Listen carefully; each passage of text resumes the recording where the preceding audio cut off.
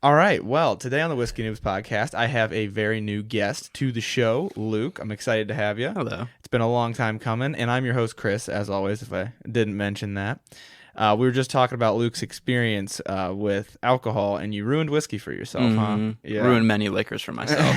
Okay. I'm hoping that this reintroduction will be a good one. Yeah. Well, I had a pickleback for the first time the other day, and I was like, nice. that wasn't bad. That was fun. Dude, yeah. I love picklebacks. I've been doing TikToks, and I've been doing ones where you mix whiskey with like gross stuff to see what it tastes like. And I was like, picklebacks are good. So what if you like made a pickle juice and whiskey cocktail? Surprisingly not terrible. Really? Yeah. I was like I would drink it. I wouldn't like seek it out, but like I was like, this is like not bad though. Yeah. So I wanted to try it. I had like bread and butter type pickles. I wanted to try it with dill. I was like, that would be good. But yeah. yeah. So makes sense. so you're wading back into the whiskey game. Yes. Okay. Yeah. I'm starting to like liquors more. Okay. Good. Good. And you requested sweet, so I thought Yeah. this episode will be really good because Four Roses single barrel. One of the two that we're going to be comparing today, I really enjoy. It's a bourbon, so it's a little bit sweeter. Okay. But still has kind of a boldness to it. And Four Roses, just original Kentucky straight bourbon whiskey, is what we're comparing the single barrel to. And it is a little bit less complex because it's just a normal run-of-the-mill bourbon. I'm going to talk about the differences between single barrel, but it is also pretty sweet. I've actually never sat down and done a tasting of it. I've only ever had it once. Really? Yeah, Okay. so I'm excited this will be my first time doing Yeah. that. So Sweet. yeah, so that should be a lot of fun. So you were just telling me your background with drinking a little bit. How often have you drank like straight liquor? Correct me if I'm wrong. You drink straight gin sometimes. Sometimes. Okay. It's more likely or not I mix it with a little like ginger beer or a little tonic and lime. Oh, okay, Yeah. cool. Yeah. Straight liquor, just mostly like shots. Okay. But my girlfriend got me a nice bottle of Gervasi gin. Oh. It's like berries and flowers in a bottle. It Really? really is. I love it. You'll have to teach me about gin sometime. Yeah. Because I don't know a lot. Like, I only have a kind of like lower middle shelf bottle for mixing, but I don't know a lot about gin like at all. So that's pretty cool. Yeah. But at least you'll probably hopefully have like the taste buds to where you'll be able to. Yeah. Drink I'm gonna this try. one. I'm gonna try it too. Yeah, yeah. I'm gonna enjoy for it sure. one way or another. I've had some very much not liquor drinkers on the show, so you're already ahead of the game. Sweet. Yeah. All right. So I'm going to talk a little bit while I pour this about single barrel whiskey. So one thing a lot of people don't know about is like what the difference between normal and single barrel whiskey is. A lot of people are unsure of it, And that was one thing for a long time that I just kind of thought single barrel was maybe like a term that they used. You're welcome. For like a term that they use just for like higher shelf or something. I wasn't really sure. Now this isn't the single barrel that I'm pouring right now. This is just Four Roses Kentucky straight bourbon whiskey. Okay. But single barrel actually. So what normally happens with whiskey, even if it's just a one bourbon, it's not like blended or anything. What normally happens is they'll make a whole bunch of barrels of it, and they'll mix those barrels together in batches. That way you get a more consistent flavor because every barrel is going to taste a little bit different. Yeah. So then you mix so many of them together that ideally every bottle of Four Roses bourbon tastes the same. Is like why they do that. Okay. So then sometimes you'll mix less barrels together, and maybe they'll just take like the best barrels and mix those ones together, and that's where you get small batch. If you've ever heard of somebody called small batch, and that is like one step closer to single barrel, where you're taking some better tasting barrels, mixing those ones together in a smaller batch than in a normal batch, and then you get a more unique flavor. Single barrel is like the most exaggeration of that. So single barrel is when you just take literally one barrel and you bottle all the liquor in that barrel. And what that does is it gives you more unique flavor because, like I said, every barrel is a little bit different. So you can buy multiple bottles of the same. Okay. That's cool. Yeah, and they'll taste a little bit different. So when I say like, oh, I love Four Roses single barrel, I like this bottle of Four Roses single barrel. It might taste a little bit different, but it is the same recipe, so it's going to be close. But that's the idea behind it. Now, like different, like more woody or more. It kind of depends. Yeah. Like a good example would be like you don't know in what warehouse it was aged in or where at in that warehouse, what kind of temperature it was seeing when it was heating up, cooling down. Usually they're pretty well controlled. But every one of them, it could be a little different. The wood could I mean, I'm not an expert on this stuff, but let's just say the wood has way more knots in it, and that's going to affect how much exchange goes on between the liquor and the wood. Yeah. So it's pretty cool because you get, I mean, it's totally different. That is cool. Yeah, it's neat. That's to really think about. interesting. Yeah. So usually it's a little bit more expensive because they're going to taste, obviously, before they decide where this barrel is going to go, and they're going to take the best barrels and make it into a single barrel whiskey. So usually it's going to be a little bit more expensive. For reference, the normal Four Roses, I want to say, is $24 near us. The single barrel, I want to say, is $50 near us. Okay. So it does increase the price a little bit. Same with small batch. Small batch also is a little bit more expensive. Yeah. Now I'm going to go through the bio basically of the whiskey. So this is Four Roses Kentucky Straight Bourbon Whiskey. This is just their run-of-the-mill original whiskey. This is their, like Jack Daniels, just Jack Daniels. That's what this is. This is just Four Roses bourbon. It is aged 5 years minimum, which I did not know because I don't see it on the bottle. I'm gonna take another look actually, but they don't put an age statement on the bottle. Yeah, nowhere. But it is aged for 5 years. I found that on their website, and it's 40% alcohol by volume, which is the minimum to be an actual bourbon considered. Now, the single barrel is aged a little bit longer. It's 7 to 9 years, and it's 50% alcohol by volume, so it's a little bit stronger. So we're going to do the 40% first. That way we don't burn out our palates. With a little bit higher alcohol by volume, you usually get more flavors, though. So Really? Yeah, it's like a give and take. It's stronger, a little harder to drink, but you get more flavor from it. Okay. So, all right. So let's go ahead and smell the Four Roses, just the normal. So like I said, this is my first time tasting it, like doing a full tasting of it. I've had it. But this smells really pleasant. I'd compare it to Buffalo Trace a little bit. I'm really getting vanilla. Okay. I don't know if that's correct, but it's like wood, vanilla, and whiskey. That's exactly what I smell in there. Yeah. It smells a lot more pleasant than I thought it was Than gonna. you'd expect. Yeah. Right? Yeah. A lot of people are usually surprised by that. I'm going to put in front of us here. This is the Whiskey Noobs flavor list. I actually send this out to people on the email list, and that can actually help you as well. Now, vanilla is on there. I would agree with you. There's a lot of vanilla in this. A lot of bourbons, you're going to usually have some vanillas, some caramels, maybe a little cinnamon. Caramel. Yeah. Caramel for sure. I don't really smell cinnamon in here. But vanilla and caramel. And then you're always going to have that woodiness usually because they're all bourbons have to be aged in white oak barrels. And that's where the color comes from, right? Correct. Okay. You're not allowed to color a bourbon at all for it to be considered bourbon. Oh. So like no artificial colors? Yes. Okay. So it can only come from the barrel, which Cool. which is pretty neat. Like you can see, for example, this is a great example. You can see that the single barrel is a little darker than the normal. This is aged longer. And you're not allowed to color the whiskeys at all. So that's coming just from the barrel. Okay. Which is pretty neat. That is really cool. Yeah. So, all right. So let's go ahead and take a taste. Oh, before we take a taste, I almost forgot. One thing I do on my tasting episodes is I give you a riddle because whiskey's for thinking. Yeah. Right? So I'm going to give you a riddle that you can ponder while we're tasting the whiskey and see if you can figure it out. I thought I pasted. Oh, yeah, here it is. Okay, here's your riddle. My life is measured in hours. I serve you by expiring. I'm quick when I'm thin. I'm slow when I'm fat. The wind is my enemy. What am I? You want to read it one more time? Yeah. Thank you. My life is measured in hours. I serve you by expiring. I'm quick when I'm thin. I'm slow when I'm fat. The wind is my enemy. I'll think about it. I have no idea. Okay. I feel like I'm going to hear the answer and be like, oh, that makes perfect sense. But right now it's just good. It's okay. up in the mist. I hate when I pick one that's so easy that it's just like got it immediately. I try to skim through just for the harder ones. Okay. So now let's go through and do a quick tasting of the Four Roses, just the normal. Let's do a sacrificial first sip, and it's probably going to burn. Okay. So a little bit of burn. Yeah, it helps to breathe out. That'll get the fumes out of your mouth. And then let it burn for a sec, because it will. And now that our palates are warmed up, you might feel like you're starting to like get more saliva. You can feel a tingle in your jaw. Yeah, now let's try it again, okay? Not quite as bad, right? Mm-mm. And as we go, you'll see it'll get easier and easier and easier. Yeah. This one, I will say, this is just their base.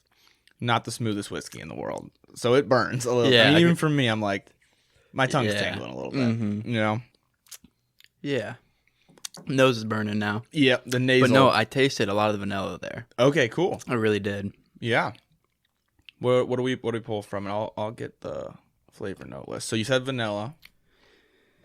Yeah, something fruity too. Like, not. Let me read the list. Say not like something like a pear, apricot. Like not. It's not super sweet, but it's back of the palate fruity. You know what I mean? Yeah, I totally know what you mean. Mm-hmm.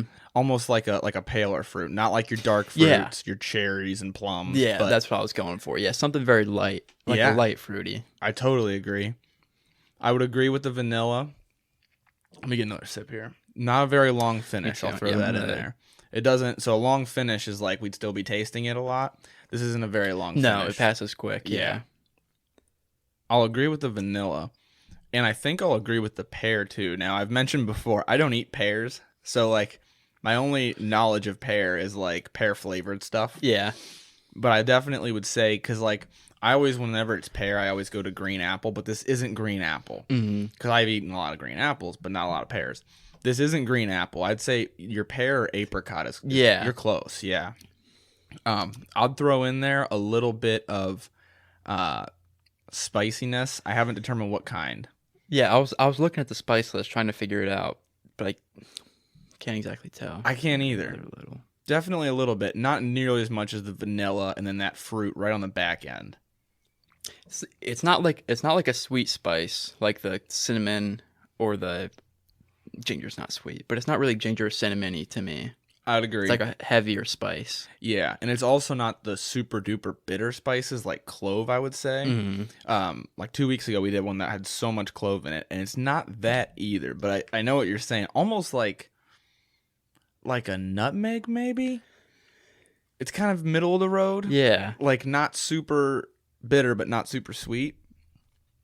And then I'd say not nearly as much woody flavor on the palate as there is on the nose. I think the nose has more. Mm-hmm. Like smelling it kind of smells like oak. Tasting it, not so much. It's more like the vanillas. Okay. And what we will do is we'll go through after this, and I'll read the flavor notes that they say you should get from it, and we'll compare. Okay. But first, we're going to move to the single barrel. All right. So I don't want to mix mine up. I did that the one time. I mixed up two of the whiskeys we were comparing, and then I had to taste them. Yeah, to figure out what they tasted like. Excuse me. Yeah, no worries. It always makes me burp too. It's one of the downsides to do a drinking podcast. There's a lot of podcasts about drinking like beer and stuff, and I'm like, dude, I'd be burping like crazy if I was drinking beer while on a podcast. Yeah. Okay, let's get the nose of this guy. Ooh, like similar but sharper, like right in the nose. Yeah. Smells more like rubbing alcohol than the one before, like just that alcohol smell. This one smells stronger of that. I would agree, and I was thinking it was going to be the opposite because this is more expensive, but this is also 10% more alcohol by volume. So you're totally right. It's got more of the alcohol right up front. I'm going to try to kind of agitate it a little bit, see if we get some more. Okay, that helped a little bit because now you can smell it from a little farther away. Something sweet. Now, for one like this, should I reset my palate and do a sacrificial sip, or should I just go in and taste after? You can just go for it. Yeah, if you want. let's do it. As long as it depends on how sharp it is. Much sweeter than the last one for me. Ooh, that one's good. Yeah, I like that one compared to the last one. Yeah, like surprisingly stronger, but sweeter at the same time, which is a lot of it's the benefit you get from going stronger is the flavors get way stronger as well. Yeah, and that's like way more flavor. Yeah, that was good. Okay, good. I got a lot. Let's see. Yeah. So on the nose, I'm gonna say it's a little fruitier than the last one. I would agree, like almost cherry, or yeah, I'd say cherry. That's good. Yeah, definitely a darker fruit than the last one. Maybe still some of that pear, though. Maybe. Yeah. But it's accompanied by, I think cherry might be it. Wow. Longer finish, too.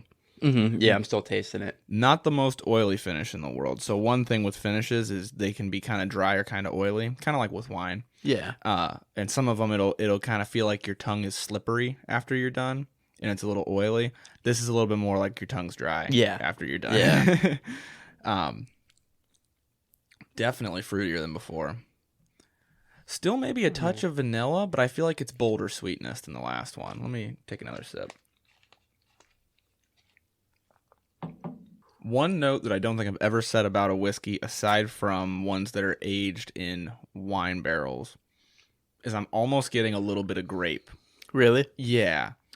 And I think it's that dark fruit, but I almost have just a touch of grape with the cherry, I think, which is pretty weird. This one's definitely more woody than the last one for me. I have more wood flavors. Especially on the palate. Mm-hmm. The last one had a little bit of a wood smell, but this one, it sticks with you. Yeah. Yep. Yeah, this is good.